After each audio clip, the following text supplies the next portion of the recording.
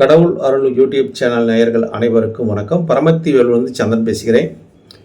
இந்த வரக்கூடிய மே மாதம் 11/5/2025 ஞாயிற்றுக்கிழமை அன்னைக்கு குரு பகவான் ரிஷப ராசியிலிருந்து மிதுன ராசிக்கு சஞ்சாரம் செய்கிறார்.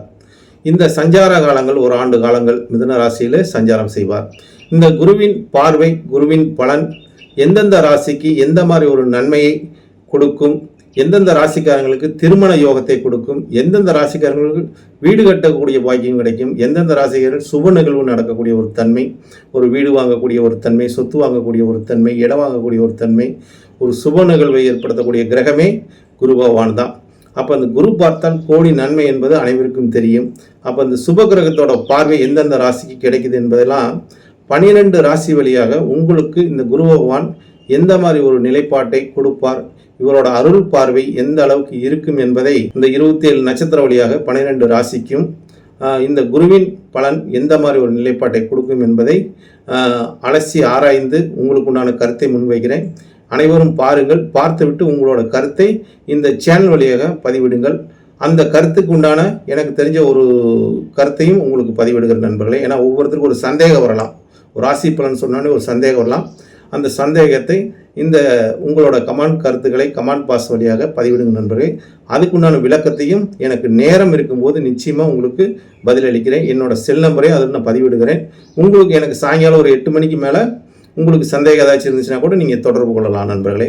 நன்றி, வணக்கம். மிதுன ராசி நேயர்கள் அனைவருக்கும் வணக்கம். இந்த மிதுன ராசிக்காரங்களுக்கு குருவோட பயிற்சி காலம் எந்த மாதிரி ஒரு பலாபலனை வழங்கும், வரக்கூடிய குரு பயிற்சி 11/5/2025 ஞாயிற்றுக்கிழமை அன்னைக்கு இந்த குரு பயிற்சி ஆகிறாரு. அதாவது எங்கேருந்து எங்கே வரான்னு பார்த்தா ரிஷப ராசிலேருந்து மிதுன ராசிக்கு வராரு. உங்கள் ராசி மேலே குரு சஞ்சாரம் செய்ய போகிறாரு. இப்போ குரு உங்கள் ராசியில் சஞ்சாரம் செய்யும்போது குரு எந்த மாதிரி ஒரு நிலைப்பாட்டை கொடுப்பார்? குரு மிதுன ராசிக்கு வந்துங்க பாதகாதிபதிங்க. இந்த பாதகாதிபதி 7க்கும் 10 கூடையவர்னு வச்சுங்களேன். அதாவது உபயத்துக்கு வந்து பார்த்தீங்கன்னா குரு பாதகாதிபதியாக வந்துடுவார்னு வச்சுங்களேன். அப்போ 7ஆம் இடமும் 10ஆம் இடமும் அதிபதியாக வரக்கூடிய குரு தான்.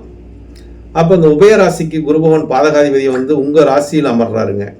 அப்போ பாதகாதிபதி நம்மளோட ராசியில் வந்து நமக்கு எதாவது பாதகம் செஞ்சிருவாரா, நம்ம ஏதாவது சாதகம் நமக்கு இல்லையா அப்படின்னு ஒரு கேள்வியெலாம் இருக்குதுங்க. அப்போ இந்த குருவோட பயிற்சி காலம் இந்த ஓராண்டு காலமும் உங்களுக்கு ராசியில் ஜென்ம குருவாக இருக்கும்போது அப்போ நிதானத்தை கையாளணும். ஏன்னா மிதுனராசிகள் எப்போதுமே நிதானமாக தான் இருப்பாங்க, அது எல்லாரும் சந்தேகம் இல்லைங்க. இன்னும் நீங்கள் வந்து நிதானத்தை கடைப்பிடிக்கணும் அப்படிங்கிற தன்மை. ஏன்னா பாதகாதிபதி ராசியில் வந்து உட்காரும்போது நமக்கு எதாவது பாதகத்தை நிகழ்த்திடுவாரா அப்படின்னு பார்த்தா பாதகாதிபதி பாதகஸ்தானத்தை பார்க்குறாரு 7ஆம் பார்வையாக. அதாவது அவரோட வீட்டையே அவர் பார்க்குறாரு. அடுத்தது 5ஆம் பார்வையாக உங்களோட ஆள் மனசு என்ற சொல்லக்கூடிய இடமும் பூர்வ புண்ணியம் என்று சொல்லக்கூடிய இடமும் உங்களோட குலதெய்வத்தோட அனுகிரகத்தை குரு பார்க்குறார். அப்போ குலதெய்வத்தோட பரிபூர்ணமான அனுகிரகம் கிடைக்குங்க. அதே மாதிரி உங்களோட பாக்கியத்தையும் குரு பார்க்குறாரு. அப்போ பூர்வ புண்ணியம் பாக்கியம். அப்போ பூர்வ புண்ணியம் பாக்கியம் பார்க்கும்போது உங்களுக்கு தந்தையால் ஒரு ஆதாயம், பாக்கியம் கிடைக்கக்கூடிய தன்மை, கௌரவம் ஏற்படுத்தக்கூடிய தன்மையும், உங்கள் குலதெய்வத்தோட அனுகிரகம் கிடைக்கக்கூடிய தன்மையும், உங்களோட குழந்தைங்களுக்குனால ஒரு அனுகூலம் கிடைக்கக்கூடிய தன்மை இந்த காலகட்டத்தில் எல்லாம் உங்களுக்கு இவங்களால எல்லாம் நன்மை நடக்குங்க. அப்போ பாதகாதிபதி ராசியில் இருக்குன்னா நமக்கு என்ன பாதகம் அப்படின்னா குரு இப்போ மிதுன ராசிக்காரங்களுக்கு எதுலையுமே ஒப்பந்தம் போட்டு தொழில் செய்யக்கூடாது. அதாவது பார்ட்னர்ஷிப் போட்டு ஏதோ ஒப்பந்தம் பண்ணி ஒரு தொழில்னா தொழிலுக்கு அதிபதி குரு தாங்க. 10ஆம் அதிபதி 7ஆம் அதிபதி பார்ட்னர் சொல்லக்கூடிய இடம். அப்போ உங்கள் மனைவி பேரில் நீங்கள் வந்து ஒரு பேரை ஆரம்பித்து ஒரு தொழில் செய்யலாங்க, பார்ட்னர்ஷிப் போட்டு செய்யலாங்க. அதாவது அவங்க பேரை வச்சுக்கிட்டு நீங்கள் செய்யலாம். நீங்கள் அவங்க கூட ஒரு பார்ட்னராக சம்மந்தப்பட்டு கூட செய்யக்கூடாது. அவங்க பேரில் தொழில் ஆரம்பித்து நீங்கள் செய்யலாம். அதே மாதிரி நீங்கள் வந்து யாரையும் பார்ட்னர் சேர்த்து இந்த காலகட்டத்தில் தொழில் செஞ்சீங்கன்னா உங்களுக்கு பிரச்சனை வரும். 7ஆம் இடம் பார்ட்னரே பாதகமாக வந்திருக்கனால பாதகம் ஏற்படும் அப்படிங்கிற ஒரு தன்மை. அப்போ தொழில் பெருசாக முதலீடு பண்ணி செய்ய வேண்டாங்க. அது பண்ணாமல் இருந்தால் நல்லது. உங்கள் மனைவி பேரில் இல்லை நீங்கள் வந்து வேற ஒருத்தருக்கு மூலிமா நீங்கள் அவங்க பண்ணியிருந்தாங்கன்னா அவங்க பேரில் நீங்கள் தொழிலை பார்த்தீங்கன்னா உங்களுக்கு யோகம். நீங்கள் சேர்ந்து பண்ணுவது யோகம் கிடையாதுங்க, அதையும் சொல்லிடுறேன். அப்போ அடுத்ததாக உங்களுக்கு இந்த காலகட்ட குடும்பஸ்தானம் என்று சொல்லக்கூடிய இடம் தான் 2ஆம் இடம் தாங்க. இப்போ 2ஆம் இடத்து அதிபதியும் பார்க்கும்போது சந்திரன் தான் உங்களுக்கு வராது. இப்போ அந்த கிரகம் வந்து பார்த்தீங்கன்னா சந்திரங்கிற கிரகம் உங்களுக்கு எப்படி எந்த மாதிரி ஒரு நிலைப்பாட்டை கொடுக்குன்னு பார்த்தீங்கன்னா அவர் தனாதிபதியாக வந்தாலும் விரயத்தில் போய் உச்சம் பெறுகிறார். அப்போ குடும்ப சூழல் நிகழ்வுக்காக குடும்ப செலவுகள் அதிகமாக இருக்குன்னு வச்சுங்களேன். அந்த காலகட்டத்தில் செலவுகள் அதிகமாக கொடுக்கக்கூடிய தன்மை இருக்குது. அப்போ இந்த குருவின் பயிற்சி காலம் உங்களுக்கு நல்ல ஒரு மாற்றத்தையும் நல்ல ஒரு ஏற்றத்தையும் கொடுப்பாருங்க. அதே மாதிரி உங்களோட 5ஆம் இடத்தை பார்ப்பது உங்களோட பிள்ளைகளோட ஆதாயம், குலதெய்வத்தோட பரிபூர்ணமான அனுகிரகம் கிடைக்குது. இதெல்லாம் ஒரு சிறப்பை தருதுன்னு வச்சுங்களேன். அப்போ இதை வச்சு தான் நீங்கள் இந்த காலகட்டம் இந்த பயிற்சி காலத்திலேருந்து ஏன்னா குரு இருக்கிற இடத்த சுத்தம் பண்ணிடுவாருங்க. அப்போ நம்ம அவர் சுத்தம் பண்ணுறதுக்கு நம்மளே இடத்த சுத்தமாக வச்சுட்டோமா நமக்கு எந்த பிரச்சனையும் இல்லைங்க. அப்போ நீங்களே எந்த ஒரு இது பண்ணாமல் இடத்த சுத்தம் பண்ணி வச்சுருங்க. சுத்தம் பண்ணி வச்சுட்டீங்கன்னு வச்சுக்கிங்க. இடத்த சுத்தம் பண்ண என்னன்னா கஜானாவே காலி பண்ணி வச்சுருங்க. உங்கள் பேரில் எந்த ஒரு நிதி நிலையும் இருக்கக்கூடாதுங்க. இருந்துச்சுன்னா குரு ஏதாவது உங்களுக்கு பிரச்சனை. ஏன்னா குரு தனக்காரகன், புத்திரக்காரகன், புத்திரஸ்தானத்தை பார்க்குறாரு, அது ஒரு சிறப்புங்க. ஆனால் தனக்காரகன் பாதகாதிபதியாக வரக்கூடியவர் உங்களுக்குனால தனத்தின் மூலியமாக பாதகத்தை ஏற்படுத்திடுவார். அதனால் தனத்தை உங்கள் பேரில் வச்சுக்காம உங்களோட மனைவி பேரில் வச்சுக்கிட்டிங்கன்னா நல்லது, உங்களோட குழந்தைங்க பேரில் வச்சுக்கிறது நல்லது.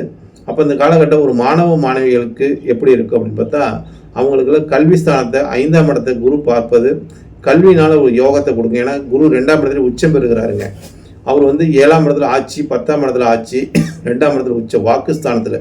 அப்போ வாக்கெல்லாம் மிதுன ராசிக்காரங்களுக்கு சார்பாக இருக்குங்க. நல்லா பேசக்கூடிய தன்மை, வாக்குனால ஜெயிக்கக்கூடிய தன்மை. அதனால் இந்த காலகட்டம் பேச்சினால் உங்களுக்கு நல்ல ஒரு ஆதாயத்தை கொடுக்கும். முதலீடு போட்டு நீங்கள் ஒரு தொழில் செய்வதோட முதலீடே இல்லாமல் தொழில் செஞ்சீங்கன்னா லாபங்க. ஏன்னா மிதுன ராசிக்காரங்க எப்போதுமே பேசுவதில் வல்லவர்கள், பேசி செய்யக்கூடியவர்களாக அவங்க இருப்பாங்க. அப்போ இந்த காலகட்டத்தில் கமிஷன் அடிப்படையில் நீங்கள் எந்த தொழில் செஞ்சாலும் அது அதனால் முதலமே ஒரு டீலிங் ஒரு இடந்தாங்க, தகவல் தொழில்நுட்ப இடந்தாங்க, பரிவர்த்தனை இடந்தாங்க. அப்போ பரிவர்த்தனை மூலிமா உங்களுக்கு யோகம் இருக்குது, லாபம் இருக்குது. அதை நீங்கள் கையாளுவது சிறப்பை தரும் நண்பர்களை. நன்றி, வணக்கம், வாழ்க வளமுடன். பரமத்தி வேலு சந்திரன். உங்களுக்கு இதில் ஏதாச்சும் சந்தேகம் இருந்துச்சுன்னா இந்த சேனல் வழியாக உங்களோட கருத்துக்களை, உங்களோட சந்தேகம் கருத்துக்களை இந்த சேனலில் கமெண்ட் பாக்ஸ் வழியாக பதிவிடுங்க நண்பர்கள். அதுக்குண்டான விளக்கத்தை நான் பதிவிடுகிறேன். வாழ்க வளமுடன், வாழ்க வளமுடன். கடவுள் அருள் டிவியை பார்த்தமைக்க நன்றிகள். மேலும் இது போன்ற தகவல்களை தெரிந்து கொள்ள கடவுள் அருள் டிவியை சப்ஸ்கிரைப் செய்யுங்கள். மறக்காமல் பெல் ஐக்கானை கிளிக் செய்யுங்கள்.